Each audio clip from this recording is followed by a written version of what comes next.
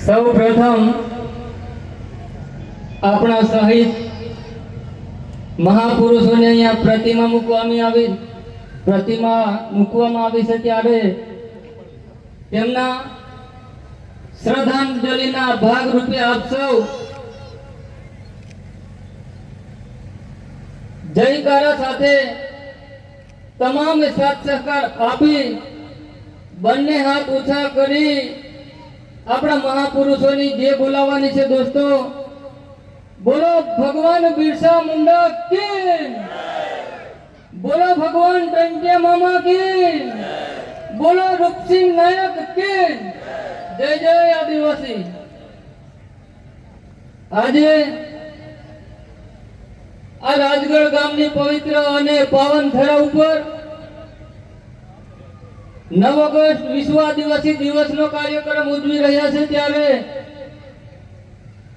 આ કાર્યક્રમમાં હજારોની સંખ્યામાં ઉપસ્થિત મારા વડીલો, મારી માતાઓ, ભાઈઓ બહેનો, સાથે સાથે આ કાર્યક્રમના આયોજક એવા ઘોડગંબા આદિવાસી યુવા સંઘર્ષ સમિતિના તમામ હોદ્દેદારો અને સૌ કાર્યકર્તાઓ તેમજ આપણા કાર્યક્રમની અંદર અશાંતિ અને અવ્યવસ્થા ન ઉપજે એના માટે આપણી વચ્ચે ઉપસ્થિત પોલીસ પ્રશાસન તેમજ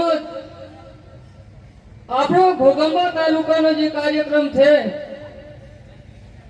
9 ઓગસ્ટ આદિવાસી દિવસ તરીકેનો, એ માત્ર અહીંયા ઘોડગંબા પૂરતો નહીં પરંતુ સમગ્ર આપણા ગુજરાત અને આખા દેશની અંદર આપણા આદિવાસીની એકતા દર્શાવવા માટે જે સમાચારો મોકલવા માટે આપણી વચ્ચે મીડિયાના મિત્રો ઉપસ્થિત છે તેમને માટે પણ ખૂબ ખૂબ આપણે જોહાર કરીશું અને તેમને વંદન કરીશું। આ તમામ ઉપસ્થિત મારા સૌ સાથી મિત્રોને હું તહે દિલથી સ્વાગત, તમામને મારા પ્રણામ કરું છું। સાથીઓ, 9 ઓગસ્ટ એટલે શું એ આપણે બધાએ જાણવું ખૂબ જરૂરી છે। 9 ઓગસ્ટ એટલે વિશ્વ 1994 સંયુક્ત રાષ્ટ્ર સંઘ યુનો દ્વારા ઘોષિત કરવામાં આવેલો દિવસ એટલે 9 ઓગસ્ટ। આજના દિવસે આપણો આદિવાસી સમાજમાં જે આપણી પરંપરા, આપણી રૂઢિઓ, આપણી બોલી ભાષા, આપણો વ્યવહાર, પહેરવેશ તમામને ઉજાગર કરવા માટે આપણને યુનો દ્વારા 9 ઓગસ્ટનો વિશ્વ આદિવાસી દિવસ આપણને આપવામાં આવ્યો છે। સાથીઓ, આજના દિવસે આપ સૌ આદિવાસીની પરંપરા અંતર્ગત સૌ અહીંયા પોતાના આદિવાસીના પહેરવેશમાં આવ્યા છીએ। આપ સૌ પરંપરા પ્રમાણે આપણા હથિયાર બંધ તીર કાંઠા સાથે અને ઢોલ નગારા સાથે આપ સૌ અહીંયા ઉપસ્થિત થયા છો। પણ આ 9 ઓગસ્ટ એટલે આપણે માત્ર 9 ઓગસ્ટના દિવસે આ કાર્યક્રમ મનાવી, નાચી કૂદીને અને ફરી પાછા આપણે છૂટા પડીએ અને આવનારી ફરી 9 ઓગસ્ટ ઉજવવાની થાય ને ત્યારે આપણે ફરી પાછા નીકળી પડીશું, ત્યારે આપણો આ સમાજ એનાથી ઓળખાણ થશે, પરંતુ આપણી જે અસ્મિતા છે, આપણું આરક્ષણ એ ક્યારેય જળવાઈ રહે એવી પરિસ્થિતિ નથી। નાચ કૂદ, આપણો પહેરવેશ, આપણી પરંપરા એ ખૂબ જરૂરી છે, એ સાચવવી પડશે આપણે, પરંતુ સાથે સાથે આપણું આરક્ષણ છે, આપણી અસ્મિતા બચાવવા માટે પણ આપણે સૌ પ્રયત્ન કરવા પડશે। આજે તમે જોઈ લો, આ ભારત દેશ એ બંધારણથી ચાલતો દેશ છે। આ દેશ સંવિધાનથી ચાલતો દેશ છે, સંવિધાનથી ઉપર કોઈ નથી। આ સંવિધાનની અંદર દરેક સમાજને બંધારણીય પ્રાવધાનો આપવામાં આવેલા છે, તેવી જ રીતે આપણા આદિવાસી સમાજને પણ બંધારણીય પ્રાવધાનો મળેલા છે। સાથીઓ, આદિવાસી માટે અનુસૂચિ 5 એ આપણા આદિવાસી માટેની જળ, જંગલ, જમીન અને ખાંડ ખનીજ ઉપરના આપણા અધિકારોનું સૂચન કરેલું છે. સાથીઓ, અનુસૂચિ 5 એ આદિવાસીની જમીન ક્યારે પણ કોઈ ગેર આદિવાસી લઈ ના શકે. અરે ગેર આદિવાસી તો શું, પણ સરકાર પણ ના લઈ શકે, એ આપણા પ્રાવધાનો આપેલા છે. છતાંય આજે તમે જોઈ લો, આજે આપણા આદિવાસીઓની જમીનોમાં પ્રોજેક્ટના નામે, કોઈ કંપનીના નામે બારોબાર આપણી જમીન છીનવાઈ જતી હોય ત્યારે આપણો આદિવાસી સમાજ એ અંગ્રેજો વખત પણ જમીન અને જળ જંગલો બચાવવા માટે ની લડાઈમાં અને સંઘર્ષ સાથે વિતાવ્યો હતો. તો આજે પણ આપણી જળ અને જંગલ જ્યારે છીનવાતી હોય ત્યારે આપ સૌ એના માટેની જે એકતા બતાવવી પડશે, એ આજે એકતા દેખાતી નથી. આપણી અસ્મિતા બચાવવી પડશે. આપણા સમાજ ની અંદર જે અત્યારે બંધારણીય પ્રાવધાનો પ્રમાણે અનુસૂચિ 5 લાગુ છે, આજે પણ લાગુ નહીં થઈ ત્યારે આજે જોઈ લો 1994 નું પેશા એક્ટ કાનૂન, સુપ્રીમ કોર્ટનું જજમેન્ટ, આજે 32 વર્ષ પૂરા થયા પરંતુ પેશા એક્ટ કાનૂન આજ દિન સુધી લાગુ નહીં કરી આપવામાં આવે. પેશા એક્ટ કાનૂન એ આપણા વિસ્તારની અંદર સ્વશાસન વ્યવસ્થા માટેની જોગવાઈ કરી આપેલી છે. આ પેશા એક્ટ કાનૂન પ્રમાણે આપણા ગામની અંદર હોય કે આપણા વિસ્તારમાં રૂઢિગત ગ્રામ સભાનો પાવર એ બંધારણમાં આપેલો છે. છતાંય આજે પેશા એક્ટ કાનૂન એ આપણને માત્ર ને માત્ર ગોળી વગરની બંદૂક ખભે મૂકી આપેલી છે.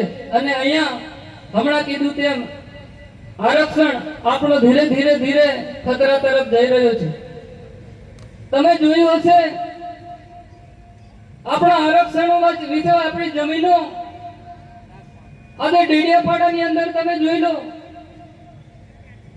એક ખેડૂત સનદમાં મળેલી પોતાની જમીન અને વર્ષોથી એ ખેતી કરતો હતો, અને એ ખેતીની અંદર ફોરેસ્ટના અધિકારીઓએ જ્યારે આવીને રાતોરાત એ ઉભા પાકને છીનવી આ નીચે પાડી અને ત્યાં એક ઘર્ષણ ઊભું કરવામાં આવ્યું, ત્યારે એક પોતાના ગામના આગેવાન તરીકે અને એક ગુજરાત એમએલએ તરીકે માનનીય ધારાસભ્ય શ્રી ચૈતર વસાવા સાહેબ આ મુદ્દે જ્યારે ન્યાય અપાવવાનું કામ કર્યું ત્યારે આપણા જ સમાજમાંથી અમુક નેતાઓ તેમને ખોટા ષડયંત્રો રચીને, ખોટા આરોપો અને ખોટી કલમો નાખીને આજે 7 વર્ષની જેલો ઠોકી આપવામાં આવી છે. દોસ્તો, એવી જ રીતે આપણા ઘોઘંબા તાલુકામાં આદિવાસી સમાજને જ્યારે જાગૃત કરવાનું કામ કરવામાં આવી રહ્યું છે, આદિવાસી સમાજના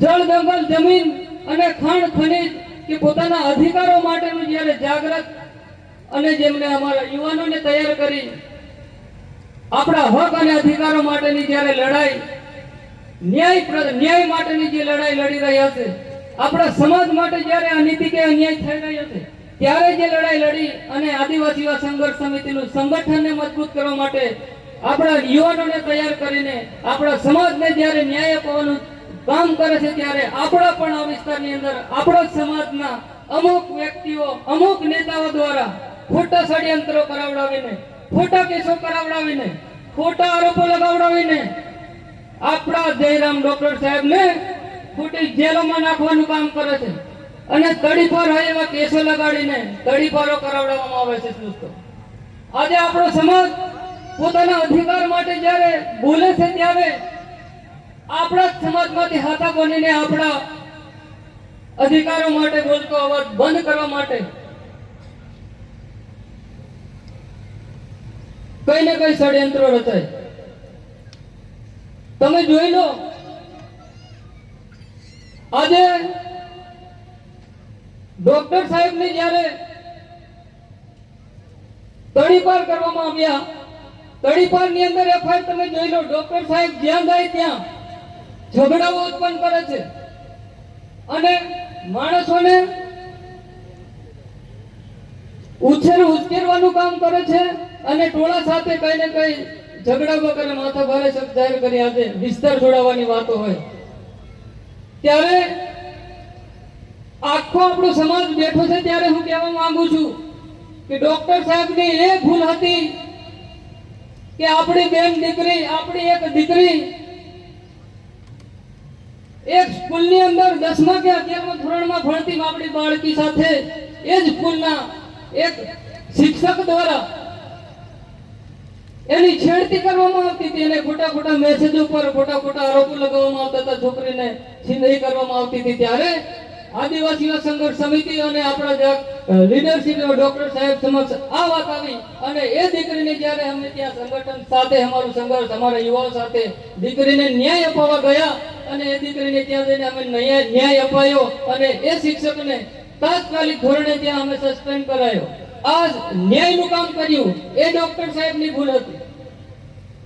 બીજી ડોક્ટર સાહેબની ભૂલ એ હતી એક આશ્રમ શાળાની અંદર અમે લોકો ગયા અને ત્યાં 3જા કે 4થા ધોરણમાં ભણતું એક બાળક, એ બાળકને બચારાને અહીંયા હાથમાં ફૂલા પડી રહેલા, આખો હાથ હજડમાં આંગળા છૂટા નહીં થાય, એને પોતાને ખાવા માટે પણ હાથ ન વપરાય એ પોઝિશનમાં બાળક પીડાતું હતું અને ત્યાં કોઈ રસોઈયો નતો અને એ બાળક જોડે જ્યારે રોટલાના પેલા મુઠિયા બનાવવા માટે કામે લગાડી દેતા હતા ત્યારે એ બાળકને અમે ન્યાય અપાવવાનું કામ કર્યું હતું. ડોક્ટર સાહેબની એ ભૂલ હતી.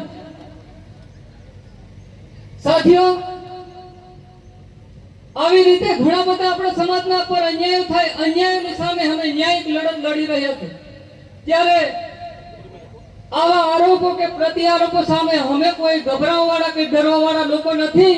આજે અમારી આ સ્કૂલની વાત નથી, કોઈ એક અહીંયાની બેન દીકરીની વાત નથી. અમારી બેન દીકરી આજે કામ ધંધે બાર કાઠિયાવાડ હોય કે ભરૂચ કે ગમે તે જગ્યા પર જઈને કામ કરે ને ત્યાં પણ કોઈ અમારી બેન માતા કે દીકરી સાથે અન્યાય નીતિ છેડતી થશે ત્યારે આ હથિયારો બી અમે એકય હાથમાં ખાલી શોકના નહીં મૂક્યા. ન્યાય માટે જ્યારે લઈને નીકળવાનું થશે ને ત્યારે અમે આને પણ ન્યાય આપવા માટે દોડવાવાળા છીએ લોકો. અમે કોઈને ગભરાવાતી નથી, એવા જેલ કે તડી પાડોથી અમે કોઈ ગભરાવાળા લોકો નહીં. અને ડોક્ટર સાહેબને પણ હું કહું છું કે સાહેબ તમે એકલા નથી, આદિવાસી સંઘર્ષ સમિતિના 500 કાર્યકરો તમારી જોડે છે અને આખો આદિવાસી સમાજ આજે હજારોની સંખ્યામાં તમારી સાથે છે. તમે ન્યાય સાથે તમે લડતા રહેજો. અમારો સૌનો સાથ કાયમ માટે રહેશે. વધુ ન કહેતા મેં આટલે મારી વાણીને મારું વક્તવ્ય વિરામ આપીશ. વક્તા ઘણા છે, કહેવાનું ઘણું બધું છે, પરંતુ અહીંયાથી હું વિરમું છું. જય જોહાર, જય આદિવાસી, જય એકતા આદિવાસી સમાજ, જય શ્રી બિરસા ભગવાન કી જય.